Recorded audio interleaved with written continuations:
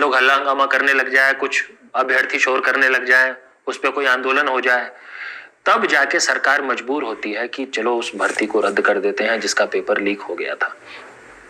और अगर थोड़ा और तेज आंदोलन हो जाए तब क्या होता है, देखिए इसको समझने का तरीका है, ये 3-4 लेयर्स पे जिम्मेदार लोग हैं। पहला लेयर तो वो है जो सरकार करती है कि उन अभ्यर्थियों को ही गिरफ्तार करने लग जाती जिन्होंने पेपर खरीदा होगा, या कहीं पे जहां पे कि ऑनलाइन एग्जाम में रिमोट एक्सेस से स्क्रीन शेयर होता है, ये भी एक नई तकनीक है डिजिटल इंडिया में पेपर लीक कराने का। तो उसमें सॉल्वर्स बैठते हैं, तो उन सॉल्वर्स को गिरफ्तार कर लिया जाना। ये थोड़ा बहुत कुछ अभ्यर्थियों को, उन सॉल्वर्स को, उनको अरेस्ट कर लिया और सरकार ने कह दिया कि हमने तो इतनी गिरफ्तारी कर दी। तो ये आप सुनते हो कई बार, कई सरकारें कहती है हमने तो गिरफ्तारी की है, हमने तो गिरफ्तारी की है, पकड़े गए। तो पकड़े कौन गए? पकड़ा गया वो बेचारा जिसने मतलब पैसा जुगाड़ कर लिया था पेपर खरीदने के लिए, या कोई सॉल्वर जिसको पैसे की लालच में जो दूसरे की बजाय बैठ के वो परीक्षा दे रहा है, वो पकड़े गए। आपका फेस सेविंग होती है, जड़ पे नहीं जाती। हाँ, सेकंड स्टेप क्या है, अगर इससे भी थोड़ा और आगे चल जाए किसी भर्ती में कोई सरकार, तब मामला रफा दफा करने की पूरी कोशिश होती है। उन कर्मचारियों, आपने अक्सर ये खबर सुना होगा कि फलाने विभाग के चतुर्थ श्रेणी के 2 कर्मचारियों को हिरासत में लिया गया, ये थे सरगना, और वो निरीह कर्मचारी जिसकी भागीदारी रही होगी, लेकिन बक स्टॉप्स देयर, उसको मामले को वहीं पे क्लोज करने की कोशिश होती है कि भाई ये जो पकड़ में आए हैं ना, ये जो बेचारे निरीह से कर्मचारी हैं, यही सरगना थे, यही सारा खेल कर रहे थे। और अक्सर सुनते हैं हम लोग इस तरह की खबर ना, और फिर मामला रफा दफा कर दिया जाता है। अगर आंदोलन और तेज हो जाए, इससे भी संतुष्ट ना हो हम लोग, तब उससे नेक्स्ट स्टेप है दलालों का।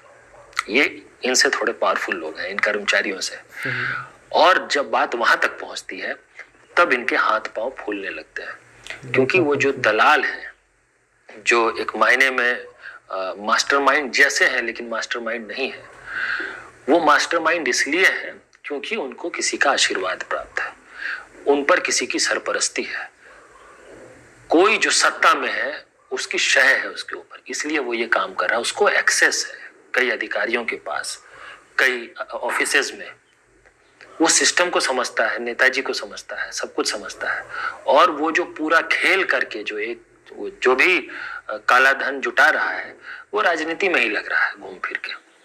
तो जब दलालों तक मामला पहुंचने लग जाए तब फिर खबर आती है कि ये, जैसे यूपी में आपको ध्यान में होगा 69,000 शिक्षक भर्ती में एक जनाब पकड़े गए, मैं नाम अभी नहीं ले रहा हूं उनका, लेकिन उनकी तस्वीर दिखने लग गई भाजपा के मंत्री जी के साथ, सिद्धार्थनाथ सिंह के साथ दिखने लगी उनकी तस्वीर। तो लोगों ने कहना कभी ये तो भाई आपके प्रतिनिधि थे, ये जगह जगह आपकी जगह मीटिंग में जाते थे, ये इसके मास्टरमाइंड है। ये है एक्सट्रीम लेवल जहां तक कोई सरकार किसी भी हाल में जाने देती है, क्योंकि इसके बाद तो फिर क्लियर हो जाता है कि भाई पेपर लीक कौन करा रहा था, कहां से हो रहा था। तो देखिए, पेपर लीक जैसी घटनाओं की अगर जांच होने लग जाए ईमानदारी से, निष्पक्षता से, और जड़ तक अगर पहुंचने लग जाए लोग, तो जड़ हमेशा जो है सत्ता में बैठे लोगों तक पहुंच जाएगा। सरगना वही लोग होते हैं। अगर जांच वहां तक पहुंचने लग जाए, देखिए पेपर लीक की घटनाएं बंद हो जाएंगी।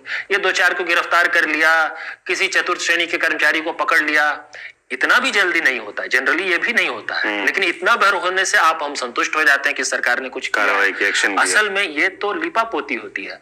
तो अगर आप जो चरम सरगना है उनको पकड़ ले जाए तो देखिए फिर पेपर लीक की घटनाएं खुद ब खुद बंद होने लग जाएंगी, जो कहीं नहीं होता, किसी राज्य में नहीं होता है।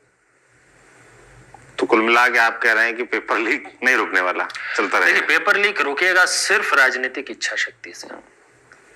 ये हम कहें कि ठीक है सरकारें कुछ कुछ कर रही हैं, जैसे आज मैंने देखा राजस्थान सरकार ने बजट पेश किया तो उसमें कहा कि हम स्पेशल टास्क फोर्स बना रहे हैं पेपर लीक के लिए। तो ये सब ठीक है, हेडलाइन के लिए भी अच्छा है, लेकिन स्पेशल देहरादून में भी कल रात मुख्यमंत्री आए, हाँ, वहां पे भी उन्होंने कुछ कुछ ट्वीट भी किया है, कहा है कि हम ये करेंगे, लेकिन ये सब पर्याप्त नहीं है। क्योंकि ऐसा नहीं है कि अभी हमारे देश में कानून जो है वो कम है, अभी हमारे देश में जो लोग सत्ता में हैं, जो प्रशासन है, पुलिस है, उनके पास अधिकार कम है, बहुत कुछ कर सकते हैं ये लोग, लेकिन करेंगे तब जब वो पॉलिटिकल विल होगा। अभी मैंने पूरा चेन बताया ना, इस चेन में आप समझिए ना, इस चेन में ईमानदारी से कौन काम कर सकता है? वही कर सकता है जो बिल्कुल, जिसकी राजनीति स्वच्छ होगी, जिसकी पार्टी, जिसकी राजनीति उन लोगों के पैसे से नहीं चल रही होगी, वो ऐसा नहीं होने देगा अपने इर्द गिर्द। ऐसा कोई है ही नहीं, कोई मुख्यमंत्री ऐसा नहीं है, कोई पार्टी ऐसी नहीं है, तो पेपर लीक की घटना नहीं रुकेगी। अच्छा, ये भी बड़ा कहा जाता है कि पेपर लीक होते हैं, फिर ये आंदोलन होते हैं, और इन आंदोलनों के पीछे जो है कोचिंग सेंटर्स हैं, कहा जाता है।